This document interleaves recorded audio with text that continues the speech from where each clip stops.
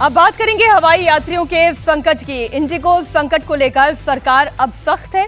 सरकार ने सभी कंपनियों को हिदायत दी है कि मनमाना किराया ना वसूला जाए। सरकार की तरफ से सभी एयरलाइन कंपनियों को किराए की लिमिट भी तय करके कही गई है और रिफंड को लेकर भी डेडलाइन दी गई है। इस बीच दिल्ली एयरपोर्ट पर आज इंडिगो की 106 फ्लाइट्स कैंसिल हुई हैं। सोचिए, इतनी हिदायत दी गई है सरकार की तरफ से, तब ये हालत है। डीजीसीए क्या कर रहा है? 106 फ्लाइट आज कैंसिल है। ये हिदायत के बाद की बात है। खैर, मुंबई एयरपोर्ट की भी आपको जानकारी दे दें कि इंडिगो की 109 उड़ानें रद्द की गई हैं। पुणे एयरपोर्ट पर इंडिगो की 42 फ्लाइट्स रद्द हैं। हैदराबाद एयरपोर्ट पर आज इंडिगो की 69 फ्लाइट्स कैंसिल हुई हैं। पिछले 4 दिन में इंडिगो की 2000 से ज्यादा उड़ानें रद्द हो गई हैं। इसके चलते हवाई यात्रा करने वाले करीब 3 लाख पैसेंजर्स प्रभावित हुए हैं। एविएशन मिनिस्टर राम मोहन नायडू ने कहा है कि नए एफडीटीएल नॉर्म्स 1 नवंबर से लागू हैं, लेकिन किसी दूसरी एयरलाइन को दिक्कत नहीं आई, जिससे यह साफ होता है कि गलती इंडिगो की है। एयरलाइन की लापरवाही की जांच होगी और एक्शन तय है। समझ में नहीं आता है ये कैसी जिम्मेदारी है और ये कौन सा एक्शन है। आज की तारीख में भी इंडिगो की फ्लाइट कैंसिल हो रही है। हर्षवर्धन जी, आज की तारीख में भी दिल्ली, मुंबई, बेंगलुरु, बड़े बड़े शहरों से फ्लाइट्स कैंसिल है और जो किराया है, बेहिसाब बेतहाशा किराया, एक व्यक्ति के ही शायद किराए पर पूरे प्लेन में क्या पेट्रोल डालने का, फ्यूल डालने का इंतजाम करना चाहती है इंडिगो? नहीं, मुझे तो अब तक नहीं समझ में आ रहा है। मैंने सुबह खबर पढ़ी, कल से हम लोग ये बात कह रहे थे कि क्रिमिनल नेग्लिजेंस का मामला जो इंडिगो के सीईओ हैं, चेयरमैन हैं, एमडी हैं, जो भी टॉप मैनेजमेंट है, उसके खिलाफ क्यों नहीं लिया गया। अभी मैंने देखा कि नायडू साहब ने, जो एविएशन मिनिस्टर हैं, उन्होंने 4 लोगों की एक कमेटी बनाई है। कमेटी में कौन है? डीजीसीए का ज्वाइंट डीजी से लेकर और नीचे तक का असिस्टेंट डीजी लेवल के 4 अधिकारी हैं। ये तो वही अधिकारी होंगे ना जिन्होंने ये नियम लगाया होगा। ये वही अधिकारी होंगे ना जिन्होंने फॉलो अप नहीं किया। ये वही अधिकारी हैं जिनको ये नहीं पता है कि उड़ान जाती है तो कितने पायलट और कितने क्रू चाहिए, उसके बाद ये कर रहे हैं। डीजीसीए का अस्तित्व तो रहना चाहिए क्या? मैं तो बार बार कल से एक बात ये कह रहा हूं कि डीजीसीए की इमारत को समतल कीजिए, वहां बढ़िया हरा भरा पार्क बनाइए, कुछ अच्छा प्रदूषण बढ़िया ठीक होगा, कम से कम कुछ तो सांस लेने की स्थिति होगी। सरकार अभी भी, और मैं देख रहा हूं कि आ रहा है कि वो कैप कर दिया है, टिकट अब थोड़ा वो ठीक हो गया। अगर सारे नियम कानून जो तोड़ने के बावजूद इंडिगो पर कार्रवाई नहीं हुई तो सरकार क्या चाहती है? दूसरा, नायडू जी कह तो रहे हैं कि ये होगा, होना चाहिए, नहीं होगा। ये 2 बार उन्होंने बोला है अपने एक आध इंटरव्यू में। सवाल यह है कि अभी तक क्यों नहीं हुआ? और दूसरा, क्या जब उनको नियम में छूट दे दी गई, सरकार आत्मसमर्पण की मुद्रा में आ गई, उसके बाद कैसे फ्लाइट कैंसिल हो रही है? क्या उसके बाद कैसे कैंसिल हो रही, कैसे रद्द हो रही, कैसे डिले हो रही है? मीनाक्षी जी, यानी अभी तक तो चलो ठीक है, सरकार यूटर्न भी ले लेती है, सरकार तब तो यात्रियों को समय से वो पहुंचाए। मैं बताती हूँ ना सर, मैं आ रही हूं आपके पास। इस वक्त क्या है ना, सरकार हो, डीजीसीए हो, ये जो विमानन कंपनियां हैं, ये पब्लिक को अपनी प्राइवेट प्रॉपर्टी समझकर मनमानी करती चली जा रही है और उन्हें ये लग रहा है कि हमें दिखाई नहीं देता। दिखाई दे रहा है। सरकार के पास सोल्यूशन नहीं है, डीजीसीए के पास सोल्यूशन नहीं है और इंडिगो तो मनमानी कर रही है। और डीजीसीए चीफ कौन है इस समय? फैज अहमद किदवई है। उनका इतिहास भी तो देखना चाहिए था कि वो आदमी कौन रहा है। 1996 का मध्य प्रदेश के इसका अधिकारी है, वहां पर तमाम घोटाले के उनको आरोप रहे, कमलनाथ के सबसे करीबी रहे। और ये मोहसिना किदवई जो कांग्रेस की नेता है, उनके परिवार के सदस्य है और इनकी भतीजी जो राहुल गांधी की जो भारत जोड़ो यात्रा है उसकी प्रभारी रही है, यामिनी किदवई, वो पूरा राहुल गांधी की भारत जोड़ो यात्रा देखती रही है। तो ये जो घोर कांग्रेसी रहे हैं, कमलनाथ के एकदम करीबी रहे, कमलनाथ की कई व्यवसाय में हिस्सेदारी रही, वो आदमी डीजीसीए का चीफ बनकर बैठा हुआ है, उसके ऊपर आप कार्रवाई नहीं कर रहे हो। क्या कर रहा है ये किदवई? वहां पर बैठ के जो पूरी कांग्रेस इकोसिस्टम को वहां चलाता है, कांग्रेस के लोग वहां ठेकेदारी करते हैं, कांग्रेस के लोग जो चाहते हैं वहां पर डीजीसीए चल रहा है। तो ये किदवई के ऊपर कार्रवाई क्यों नहीं कर रही है? क्यों किदवई को अभी तक पोस्ट से नहीं हटाया वहां पर? तब तो सरकार से पूछना चाहिए ना कि क्या हो गया। इसी सरकार में अपॉइंटमेंट हुआ है ना इस पर। बिल्कुल, अब बने हुए उसके बाद भी वो डीजीसीए के चीफ किदवई बने हुए हैं। तो सरकार से ही हो रहा है, और किससे होंगे? सवाल तो सरकार से ही है और सचमुच इस मामले में बहुत विफल नहीं है सरकार। अभी भी कोई ऐसा एक्शन नहीं हुआ जिससे लगे ठीक है पैसेंजर के लिए चारों तरफ की अवस्था, पहले तो उसको इजाजत क्यों दी गई? और जब वो ये कर रहा है तो अब तो फ्लाइट्स टाइम पर होनी चाहिए। कैंसिल आज भी मैं देख रहा हूं कि लगातार वो कैंसिलेशन हो रहा है। लोग वहां पहुंच रहे हैं, उसके बाद वो कैंसिल हो जा रहा है और एयरपोर्ट पर कोई फैसिलिटी होती नहीं है। ऋषि, तत्काल डीजीसीए बदलना चाहिए, नया डीजीसीए लेके आओ ना, अब जब वो नहीं काम कर पा रहा है। मैं तो कह रहा हूं डीजीसीए की कोई उपयोगिता रह गई है क्या? डीजीसीए ने कोई ऐसा काम किया है क्या आज तक? कोई आप चलिए ये छोड़िए ना, ये तो अभी आपको पैसेंजर क्योस है, लोग मारामारी में। एयर इंडिया का जहाज अहमदाबाद में कितने लोगों को लील गया? 243। कौन सी कार्रवाई हुई जरा बताइए? आज तक डीजीसीए पर कोई कार्रवाई हुई सर, क्या? कुछ केस स्टडीज बता दूं, केस स्टडीज बता देती हूं। वहां पर एक पिता अपनी बेटी के लिए सैनिटरी नैपकिन मांग रहा है, बेटी रो रही है पीछे खड़ी होकर, पिता परेशान है। एक फॉरेन नेशनल इंडिगो के काउंटर पर खड़े होकर चिल्ला रही है।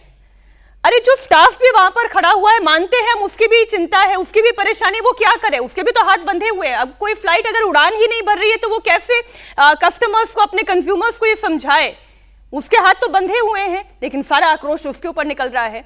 किसी को शादी में जाना था तो शादी में नहीं जा पाया, किसी को परीक्षा देने के लिए जाना था वो परीक्षा में नहीं जा पाया, और अब कड़े एक्शन की तैयारी हो रही है। ये जो हिला हवाली वाली भाषा है ना अवधेश जी, शर्म नहीं आती इन लोगों को? नहीं तो देश के लिए शर्म का विषय है कि हमारे यहाँ जो 60% जो जिसकी फ्लाइट से देश चल रहा हो उसकी ये दशा हो जाए और लगातार हो और इसमें सुधार नहीं हो। कहा गया 19% फ्लाइट जो है समय पर हो गई है, तो ये 81% क्यों नहीं हुई भाई? अगर ये तो इंडिगो का क्रिमिनल, ये तो बिल्कुल क्रिमिनल नेग्लिजेंस हुआ। ये इंडिगो फ्लाइट चल कैसे रही थी हम लोग देख रहे, एक फ्लाइट रुकी उतर रही है, आधे लोग उतर रहे हैं। अभी मैं इंदौर में था तो मुंबई के लोग उतर ही रहे हैं और इधर के लोगों को उसमें चढ़ना पड़ रहा है। ऐसी स्थिति वहां हो गई थी। उसमें न तो उसकी सफाई के लिए सही समय है, न पायलट के काम के घंटे निश्चित हैं, न उसमें जो हमारी एयर होस्टेस हैं उनके काम के ऐसे ही चल रही थी। अच्छा, आपने बिना व्यवस्था किए हुए आपने लागू कर दिया रोटेशन सिस्टम। हालांकि आपने बताया था कि इतने तारीख से लागू करेंगे, मीटिंग करना चाहिए था, मीटिंग करके उन्होंने अपॉइंट किया कि नहीं किया, क्या है, पायलटों से बात करके करना चाहिए था। ये कंप्लीट जो है डीजीसीए ऑफिस जो है उसमें तो कोई दो राय नहीं होती, उनका कंप्लीट फेल्योर है। दूसरा, जब लंबे समय तक आप प्राइवेट कंपनियों को हर स्तर पर मनमानी करने की छूट दे देते हैं। मैं बता रहा हूं कि मुझे जो है ये जो गाजियाबाद से आजकल जहां से फ्लाइट शुरू हुई है, मैं गया था, मेरा 1 किलो वजन ज्यादा था, 1 किलो का इंडिगो ने पैसा लिया अलग से मेरा। मैंने कहा भाई 1 किलो का क्या कर रहे हो, आधा किलो 1 किलो हम तौल के तो नहीं ले जाते हैं। उसने कहा नहीं सर, कुछ है तो सामान निकाल दीजिए, भोजन है तो खा लीजिए। मेरी लड़ाई हो गई और अंत में मुझे उसका पेमेंट करना पड़ा मुझे, चूंकि मेरी फ्लाइट छूट जाती। ये इतनी मनमानी इंडिगो के अंदर है। सर पता है क्या हो रहा है? सर पता है क्या हो रहा है? ये कंज्यूमर ड्रिवन इकोनॉमी को सर्विस प्रोवाइडर किंग बनकर चलाना चाहते हैं। किंग बनकर मत चलाइए, ये कोई राजशाही नहीं है जहां पर आपकी मनमानी चल रही है। जिसको आपके चरणों में लौटना है वो लौट रहा होगा। बॉयकॉट क्यों नहीं होता है? इसका एक पहलू मैं और कह दूं, देखिए ये बिल्कुल ठीक है और मैं तो एकदम बिना किसी बट के कह रहा हूं, इंडिगो के सीईओ एमडी को अभी तक एरो सिटी थाने में 2 घंटे क्यों नहीं बिठाया गया?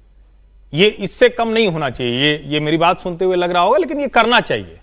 लेकिन एक बात मैं और कह दूं, ये पहलू इसलिए बताना जरूरी है क्योंकि कई बार दूसरी एयरलाइंस ने अपनी सर्विस, अपनी टाइमली पहुंचना, इन सब में बहुत गंद की। बिल्कुल। स्पाइस जेट, गो एयर लगभग बंदी के कगार पर, और आप कबाड़ है जाइए तो उनसे लगता है कि ये कैसे जा रही।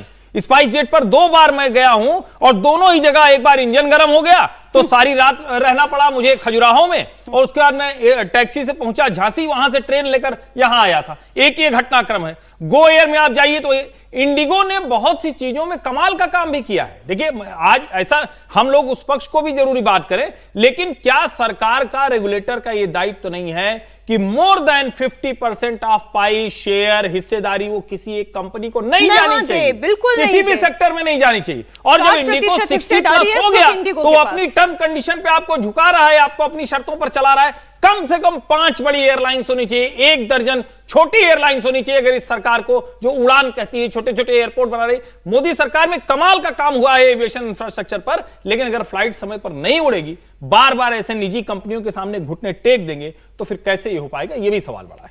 रागी जी, ये जो है ना, जो एयरलाइंस को भी बस बनाकर चलाने की कोशिश कर रहे हैं, हालांकि कहा एयर बस ही जाता है, लेकिन आज उसी स्थिति पर लाकर खड़ा कर दिया है। देखिए,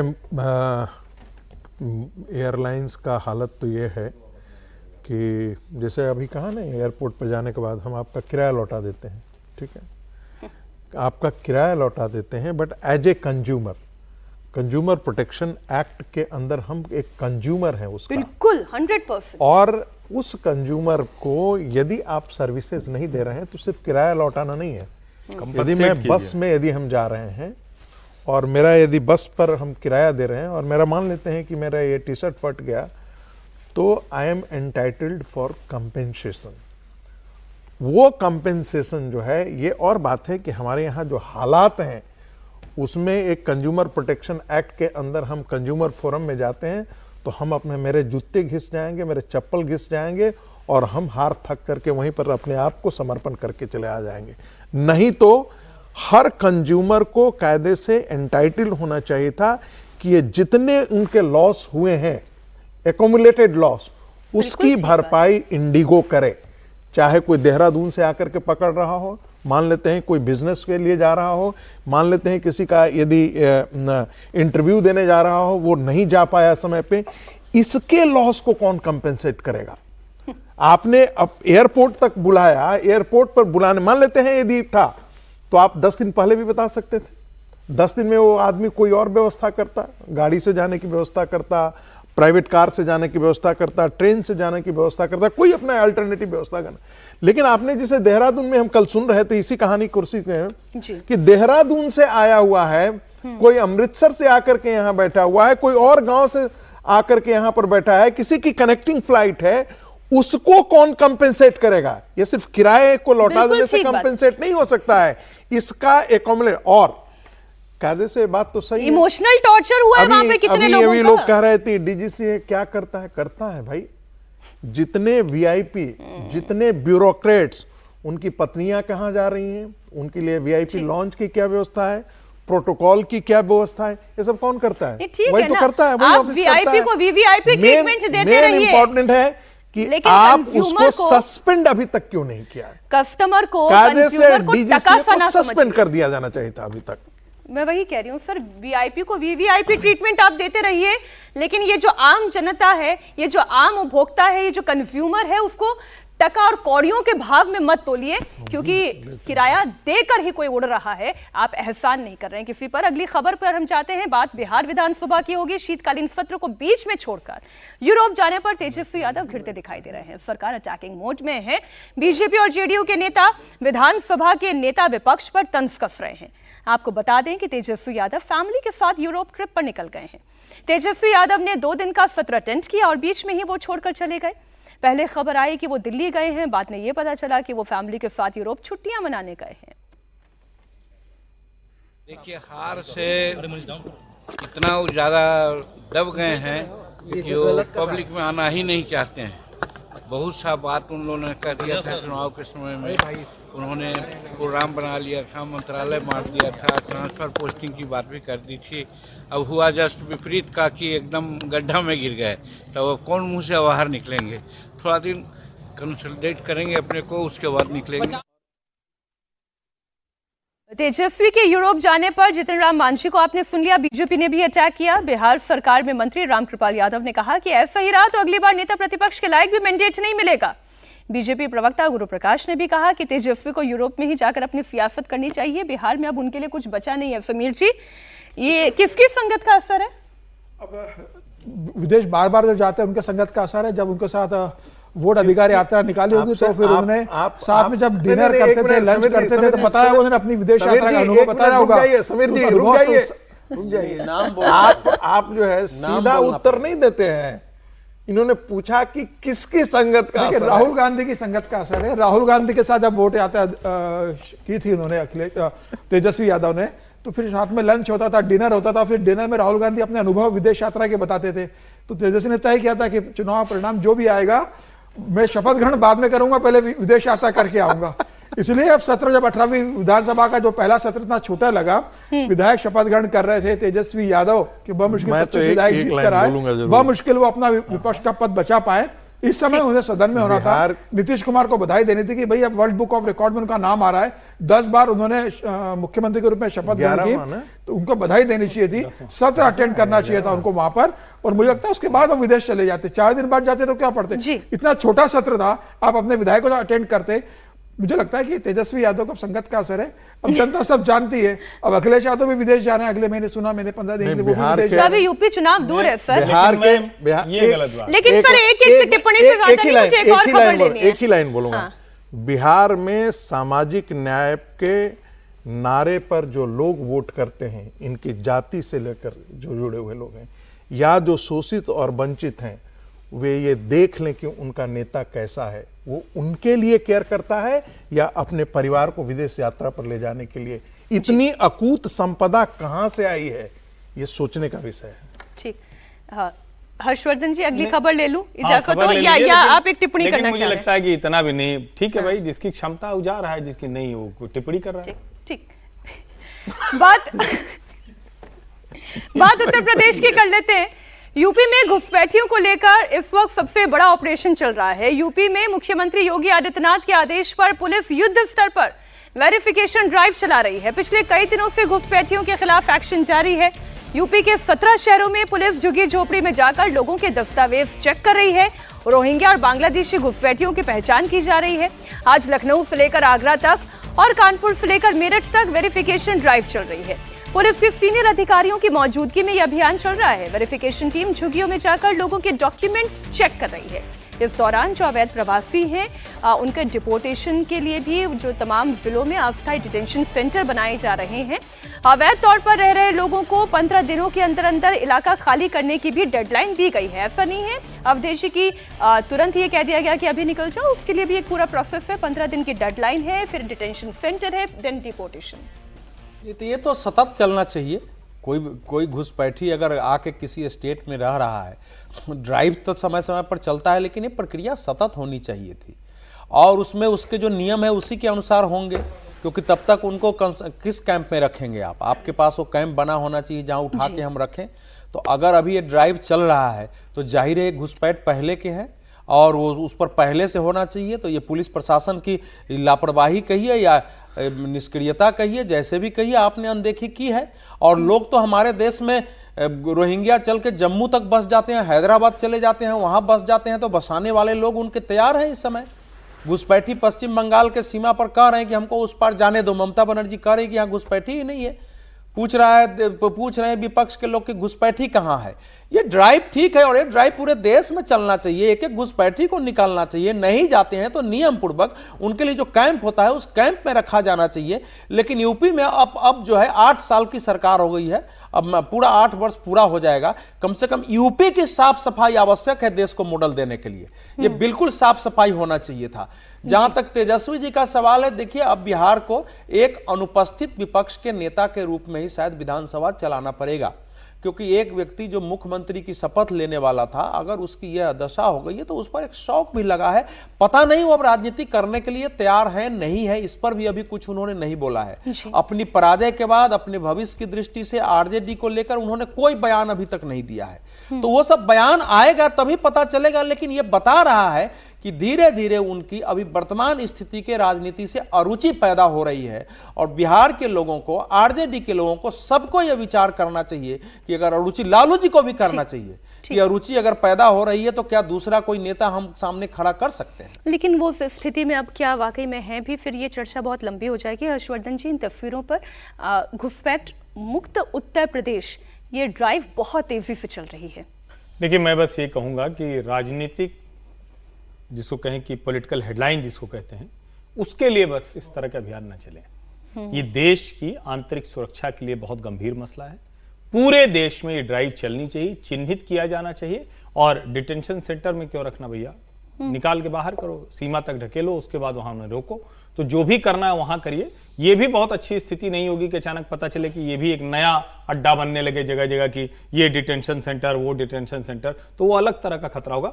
इन्हें चिन्हित कीजिए, चिन्हित करके इनको सीमा पर भेजिए और सीमा से धकेल कर बाहर कीजिए। एक लाइन की बात, ये पॉलिटिकल हेडलाइन तक नहीं चलेगा, ये थोड़ी चिंता की बात होती है। एक अदम की गजल है जिसमें वो कहते हैं, हंस के बोला करो, बुलाया करो। फिर आगे वो कहते हैं, आपका घर है, आया जाया करो।